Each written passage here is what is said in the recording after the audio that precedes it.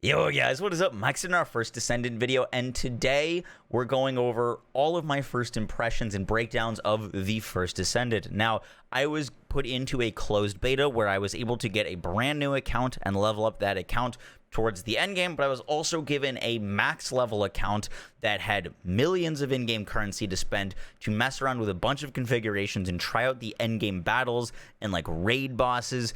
So I've got a pretty good feel for this game, and I want to break down everything you guys need to know about it. I hope you guys enjoyed the video. If you do, be sure to drop a like, comment, and subscribe. And with that, guys, let's get right into it. So to start us out, the first Descendant is a looter shooter game with multiple Descendants. The Descendants are your classes or characters, and you're offered when you start the game a choice of 3. That choice is between Leapic, Viessa, and Ajax. Now, I picked Leapic to start. Leapic is the soldier archetype. I will have a separate video going over all of the classes and all of their abilities and passives if you want to check that out. But you're offered between Leapic, who is the soldier class, Viessa, who is the ice class, the controller class, and then Ajax, who's kind of your tank, tectonic, shield wall-esque character. Now, there are 8 total playable classes in the version that I played. However, when I went to the slots, it showed over 100 slots available. So I do think that they're going to be adding a lot of classes to this game, as it is a free-to-play game. This game reminds me a lot of Warframe, and I'll get into particularly why, but you're able to swap your classes on the fly, similar to how Warframe, you pick a mission and you pick your character that you're going to go into that mission with. If you are playing as Leapic and you want to do another mission that you think there's going to be a better opportunity for you to succeed as Ajax, if you unlock Ajax, then you can then do that as Ajax. You're not locked into a specific character for your journey on this game. Now, the way that you level up your characters are by killing enemies, doing missions, and your character level is very separate from your account level. Once again, think about Warframe. As you do more activities, progress more in the game, kill more enemies, level up your character, you're going to earn basically the equivalent of mastery rank, and your account rank is going to be separate from your character rank. Your account rank will determine how much mod capacity you can have on your characters, how much you can increase the capacity to add different mods to your weapons and to your characters. Once again, think very much Warframe. If you are familiar with Warframe's modding systems and how you go about modding a Warframe or a weapon, it's basically the same here, even down to polarities and capacity. And that kind of gets us into the build/progression of the first Descendant. So you're going to have a bunch of playable classes to play as. As you play those classes, you'll level them up. As you level up your classes, you'll get different ranks of your abilities. Like rank 1 does a certain amount of damage, rank 2 will do a little bit more damage, and maybe we'll have a little bit more AoE, and you're going to rank up these classes just by killing things. Now, weapons are dropped just by killing enemies. There's different rarities of items, so you've got your commons, your uncommons, your rares. I never saw any legendary weapons. I'm sure they exist. And you've also got different archetypes of weapons that use different ammo types. So for example, snipers and shotguns use the same ammo because they both use a special ammo, similar to how Destiny's ammo system works. I apologize for comparing this to so many other looter shooters, but I just find it easier to draw comparisons to things and systems that you might already be familiar with.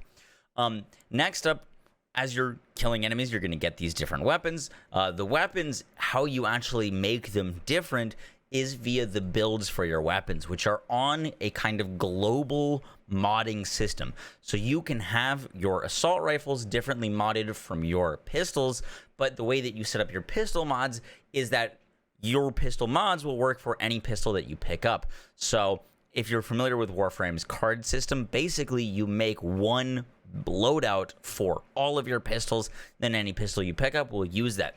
I wasn't a huge fan of this. I think it works well in Warframe because you can end up making different builds for different weapons, but I found myself modding my weapons very similar for all of my different loadouts, where I would just go for crit damage, crit chance, fire rate, maybe an element, and some exploiting weak spots basically, and you could kind of apply that to all different weapons. Now this was just early, but I just found that the different weapons didn't feel very different when you were playing them, as they didn't have any special effects.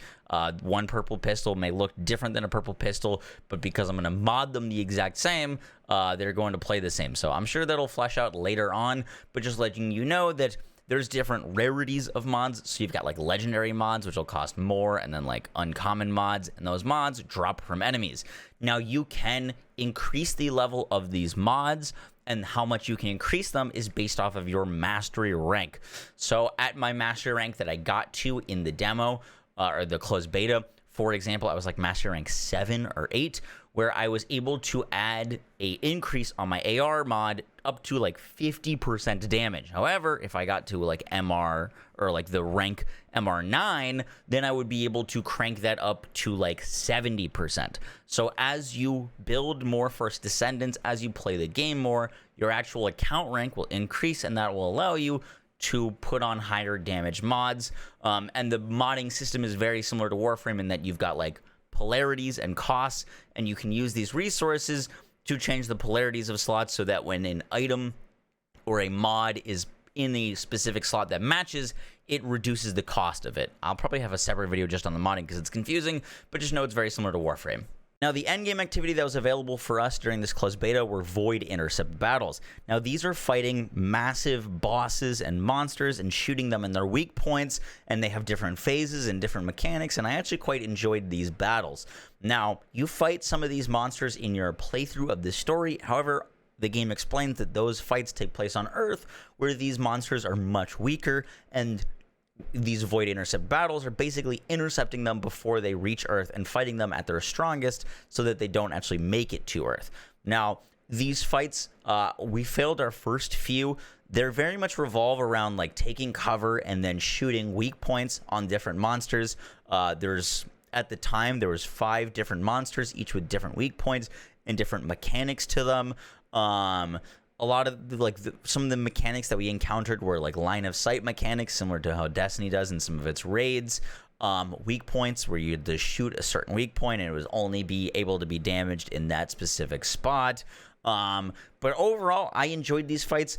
You like build your weapons for weak point damage, which is like something specific to these fights where you can hit a button and then you reveal exactly where you need to shoot. And we found that like just making kind of like sniper setups were worth using for here, and like doing as much damage with these snipers worked really well. The one thing that was kind of like my big critique during these fights was I found a lot of the Descendants not super useful for these fights, because you basically just got it done by shooting them with a sniper, and a lot of the First Descendants abilities are these like big AoE attacks that don't have great targeting. You basically limited to a few Descendants that were good for this. Maybe they'll add more later, but these fights were pretty cool. They weren't like the best thing I've experienced, but definitely more intrigued to see how these progress, because the hardest one, the level 45 one, we could not do at the time. And you're also in a time limit. You have 10 minutes to kill these things, and if you don't get in 10 minutes, you basically just get kicked out and you get a little bit of gold. Now we get to my overall opinions on this game. I don't know if this game is coming out in a year or in a few months. I think there is still a lot of work to be done on this. Obviously, it was a beta. How I would rate it right now is probably around a 6 out of 10, 5.5 out of 10, given my experience. The characters seem cool, but the missions felt very repetitive, and the characters themselves don't feel very different on their level. It's not like there's a skill tree or progression. You can mod the characters so that your character will have more energy and will get more energy back, and you can increase your AoE of your abilities, and you can increase the cooldown of your abilities. But there isn't really much character progression besides like your numbers go up, really, is kind of like the main progression there, as opposed to like getting real items for a build like in Destiny, like in Division, like in Borderlands. The pieces of gear, how you mod is like kind of more passive stuff. We'll see if they add more like active mods. And the guns, the way that you can mod all pistols to be the same, or use the same build for all pistols, all ARs. I wasn't like a huge fan of that. So from like a big build perspective kind of person, I thought it was all right. There is definitely the potential there. There's the potential. The system works pretty well in Warframe, and this system isn't quite as fleshed out as that. but definitely potential. I do think there needs to be a little bit more content or more variety to the content. There were some survival missions that you could do that I enjoyed. However, for some reason, like, you get to a certain point in the survival mission where it's like steamroll, steamroll, steamroll, and then you just get insta-killed. Oh wait, why does he have health now? What just happened? Wait, what the? Oh jeez. Oh, they've got like health. Oh, it's a boss. I'm gonna die. I'm dead. Well, we gotta pick up stuff. I know. What just happened? I don't know. I'm dead. I was one-tapping literally every enemy that existed. It was crazy, and the main question that I have is what the payment system is going to be, what the free-to-play model will be like. It seems like you could probably grind for just about everything you need, but the model, from what my understanding of, is going to be more of a pay for convenience thing, where you can probably pay to get the characters instead of having to grind for them, or pay to get some more mods instead of having to grind for them. But overall, I enjoyed my experience. I am tentatively excited for the future of this game. I definitely think it'd be a fun game to get into. However, I do think that there is definitely some work that needs to be done in the gun feel, the performance of the game, the variety of the activities, and it seems like they're going to be adding more classes, which is very exciting. I hope you guys enjoyed the video. I hope you learned something new. I will have out another video going over all of the classes, their abilities, and their passives, and my opinions on each class. So if you want to check that out, I will have that video out as well. But yeah, that was my first impressions of the first Descendant. Overall, I enjoyed it, but I do think there's a lot of work to be done on this game. I am hopefully optimistic for the future. I'll catch y'all in the next one, guys. Take care. Peace.